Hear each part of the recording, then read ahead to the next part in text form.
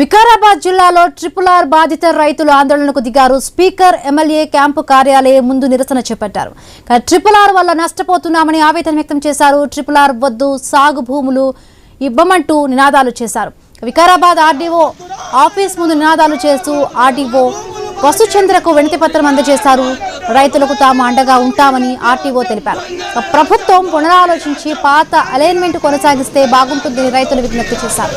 రైతుల ఆందోళనకు టీఆర్ఎస్ నాయకులు శుభప్రద పటేల్ మద్దతు తెలిపారు. స్వార్థ రాజకీయాల కోసమే రైతులను ముంచే ప్రయత్నం చేస్తున్నారని బీజేపీ నేత వడ్ల నందు ఆరోపించారు.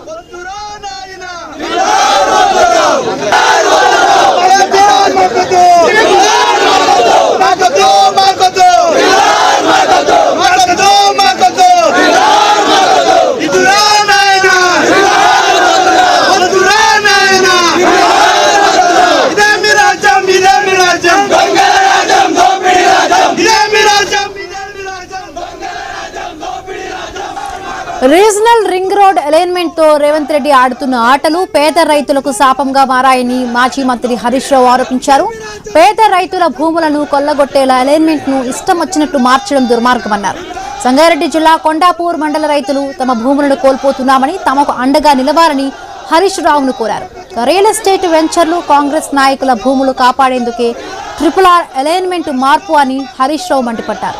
గతంలో RRR కు వ్యతిరేకంగా మాట్లాడిన కాంగ్రెస్ అధికారంలోకి వచ్చాక అదే ప్రాజెక్టును అమలు చేస్తూ పేద రైతులను బలి చేస్తోందన్నారు.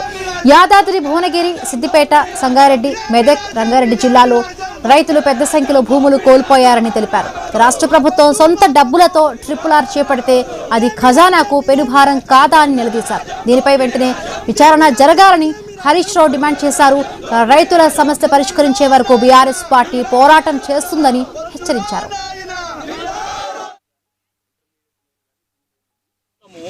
నష్టపోతున్నాము. RRR నుంచి పాత అలైన్మెంట్ ప్రకారమే పోతే మాకు బాగుంటుందని మేము కోరుకుంటున్నాము. ప్రభుత్వం ఏమంటది, రైతే రాజు, రైతుల రాజ్యము అదే అంటది. రైతు ఏడున్నది, వ్యవసాయం ఎద్దు ఏడుస్తే వ్యవసాయం పోతుంది, రైతు ఏడుస్తే రాజ్యం పోతుంది.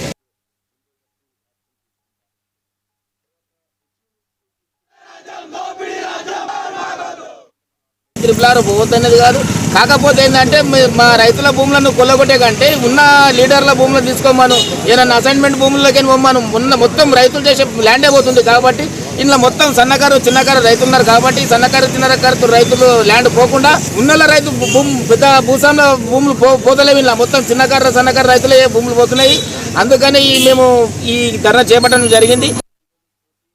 రైతులకు వాళ్ళు జీవించాలన్నా వ్యవసాయమే మీద ఆధారపడి ఉన్నారు. ఆ ఉన్న ఎకరం కూడా RRR కింద పోతుంటే మేము ఎట్లా బ్రతకాలన్న అపోహలు ఉన్నది. ఇప్పటికైనా ఈ ప్రభుత్వం కళ్ళు తెరిచి రైతులు ఆత్మహత్యలు చేసుకోకముందే భూమి పోతున్నారు. ఇప్పటికే ఎంతో మంది హాస్పిటల్లో ఉన్నారు. హార్ట్ స్ట్రోక్లు వచ్చినాయి. అన్నాలు బంద్ చేసి తిండి బంద్ చేసి రైతులు ఆఫీసర్స్ కూడా తిరుగుతున్నారు. ప్రభుత్వాలు కానీ అధికారులు కానీ ఎవ్వరు కూడా మాకు సపోర్ట్ చేసే వాళ్ళు లేరు, స్పందించట్లేదు. అధికారులు కూడా స్పందించట్లేదు. ఈరోజు ఆ అధికారులైనా రాజకీయ నాయకులైనా ఒక రైతు బిడ్డలే కదా. వాళ్ళు కూడా వాళ్ళ తల్లిదండ్రులు కూడా ఒక రైతు బిడ్డలే. కాబట్టి వాళ్ళు నిజానికి ఆత్మవిశ్వాసంతో ఈ అలైన్మెంట్ మార్చాలి. మార్చకపోతే మాత్రం ఈ ధర్నా మానదు, ఎంతకైనా తెగిస్తాము. వికారాబాద్ జిల్లా నుంచి ఎన్నికల శంకరం ముగిస్తామో ఏ విధంగా అయితే నువ్వు ప్రారంభం చేసినావో నీ ఓటమి కూడా వికారాబాద్ జిల్లా నుంచే ప్రారంభం అవుతుంది. అదేవిధంగా వీళ్ళకి ఏ విధంగా అయితే మార్కెట్ ధరకు ఇప్పుడున్నటువంటి మార్కెట్ ధరకు వీళ్ళకి ఇవ్వాలి. భూసేకరణ చట్టం నువ్వు కోడంగల్ లగచర్ల నువ్వు ఎట్లా అమలు చేసినావో మా వికారాబాద్ జిల్లాలో ఉన్నటువంటి వికారాబాద్ జిల్లా నవపేట వికారాబాద్ మండలంలో ఉన్నటువంటి వాళ్ళకు కూడా అదే రకంగా వీళ్ళకి కూడా ఇవ్వాలి. RRRకి వ్యతిరేకం ఎవరు కారు, నువ్వు అభివృద్ధికి వ్యతిరేకం కాదు మేము. కానీ ఫస్ట్ అలైన్మెంట్ ఏది? ఫస్ట్ అలైన్మెంట్ ఎక్కడి నుండి పోతుండే? ఆ అలైన్మెంట్ మీ మార్పుకు కారణం ఎవరు? మీరు ఈరోజు రైతులందరూ కూడా ఆరోపిస్తున్నారు. ఒక ఎంపీకి సంబంధించినటువంటి మాజీ ఎంపీకి సంబంధించినటువంటి 200 ఎకరాల భూమిలో నుంచి RRR పోయేదుండే. అదేవిధంగా బడా నేతలకు, ఎవరైతే బడా నేతలు ఫామ్ హౌజులు వెంచర్లు ఉన్నటువంటి దాంట్లో నుండి పోయేటటువంటి అలైన్మెంట్ మీ అమాయకమైనటువంటి రైతులు ఎకరా అర్ధెకరా 10 గుంటలు ఉన్నటువంటి రైతుల భూముల నుండి మేము RRR వేస్తాం. వేసి అదేవిధంగా భూసేకరణ చట్టం కాకుండా నేషనల్ హైవే చట్టం